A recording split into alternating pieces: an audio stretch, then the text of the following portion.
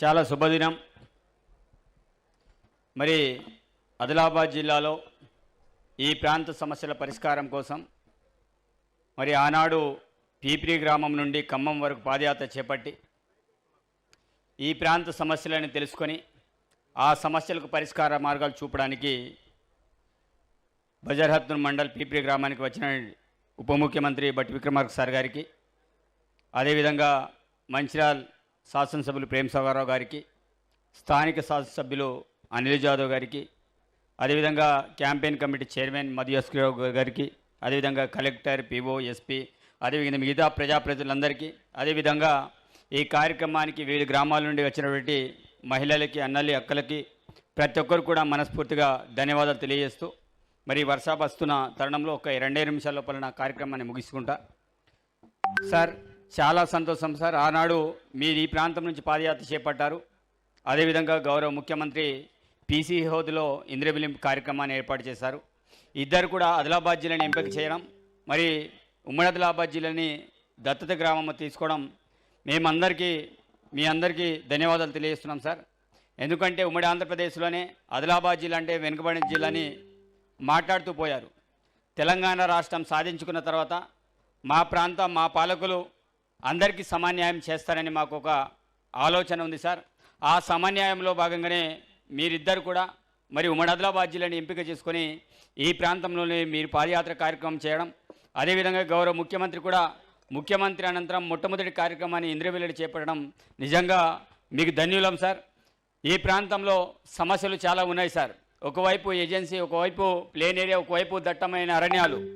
ఏ ప్రాంతంలో పోయినా కొండలు, గుట్టలు, వాగులు, వంకలు, మరి అనేక సమస్యలతోటి ఈ ప్రాంతం అంతా కూడా ఇమిడియట్ ప్రాబ్లం తోటి ఉంది సార్. ఎందుకంటే మీ అందరికీ తెలుసు, ఈ ప్రాంతం నుంచి మొదలుకుంటే ఖమ్మం, వరంగల్, గోదావరి పరివాహక ప్రాంతం అంతా కూడా వెనుకబాటుతనం ప్రాంతం సార్. ఈ ప్రాంతంలో అనేక సమస్యలతోటి ఉన్నారు.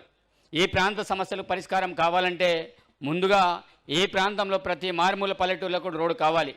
అదే బోత్ కాన్స్టిట్యున్సీ కానూడుకోండి వాయిపేట్, అది సగం నాకు వస్తుంది, అదేవిధంగా బోత్కి వస్తుంది సార్. ఇప్పటికీ ఆ గ్రామానికి వాయిపేట వెళ్దామంటే దారి లేదు, అదేవిధంగా అంకెన రాయదారికి వెళ్దామంటే దారి లేదు, అదేవిధంగా అల్లంపల్లి వెళ్దామంటే దారి లేదు. ఇవన్నీ ఎందుకు చెప్తున్నానంటే ప్రత్యేకమైన చొరవ తీసుకొని వాళ్ళకు పారమిస్ అనుమతులు ఇస్తే తప్ప ఆ గ్రామాలకు రోడ్డు సౌకర్యం లేదు సార్.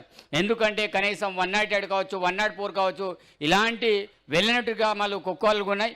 అదేవిధంగా మొన్ననే ప్రేమ్ సాగర్ మేమిద్దరం కూడా మాట్లాడుకోవడం జరిగింది. ఏ విషయం అంటే 4 లైన్ మన గుడిహత్నూరు నుంచి ఆసిఫాబాద్ వరకు, అదేవిధంగా మంచిర్యాల వరకు, ఉట్నూరు ఎక్స్ రోడ్ నుంచి ఆసిఫాబాద్కు 4 లైన్ ఏర్పాటు చేయాలి సార్. అదేవిధంగా గుడిహత్నూరు నుంచి మంచిర్యాల వరకు 4 లైన్ ఏర్పాటు చేయాలి. మధ్యలో tiger zone, 0 tiger zone forest ఉంది.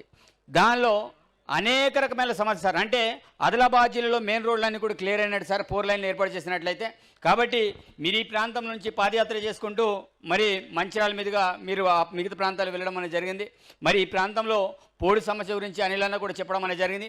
అది చాలా తీవ్రమైనది సార్. ఇక్కడ ఉంటే బోత్ మండలంలోని డేండ్రా ప్రాంతంలో కావచ్చు, అదేవిధంగా ప్రేమ్ సాగర్ సారయోగిలో ఆ ప్రాంతంలో కావచ్చు. అంటే ప్రస్తుత పరిస్థితుల్లో ఏమవుతుందంటే ఫారెస్ట్ సమస్య తీవ్రంగా ఉంది. కాబట్టి దానికి సంబంధించిన పట్టాలు కూడా ఆ రోజుల్లో అనేక సందర్భాల్లో సర్వేలు చేశారు, కానీ చాలామందికి పట్టాలు రాలే.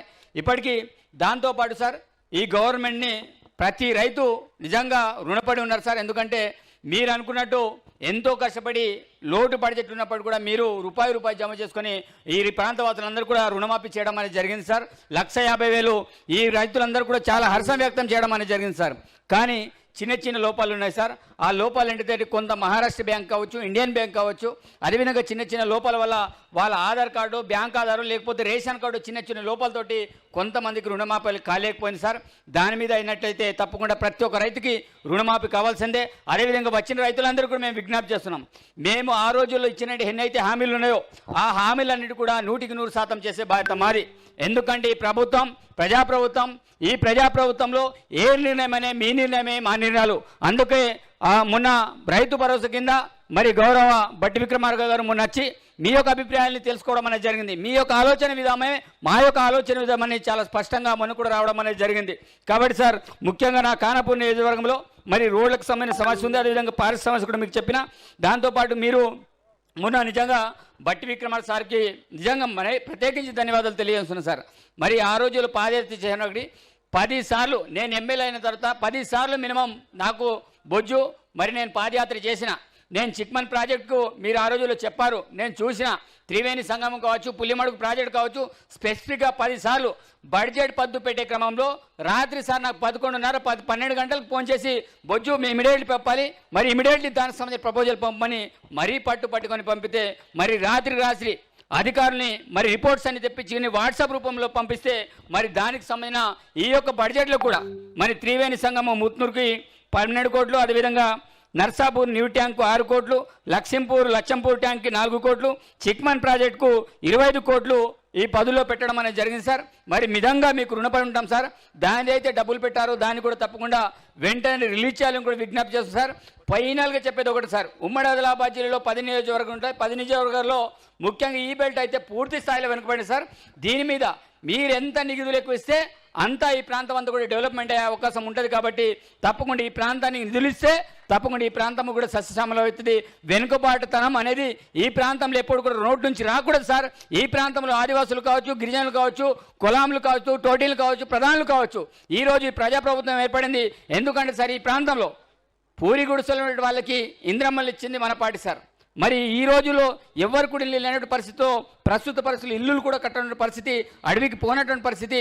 మరి అక్కడ చాలా మంది క్రాప్లు ఇచ్చేసారు, మరి అల్లలు బుట్టలు వేస్తారు, అవన్నీ కూడా కొలాంలే చేసుకుంటారు సార్. కానీ ఈరోజు బుట్టల్లో అల్లలు అనడానికి నిజంగా వెదురు తీసుకోవడానికి ఆస్కారం లేదు.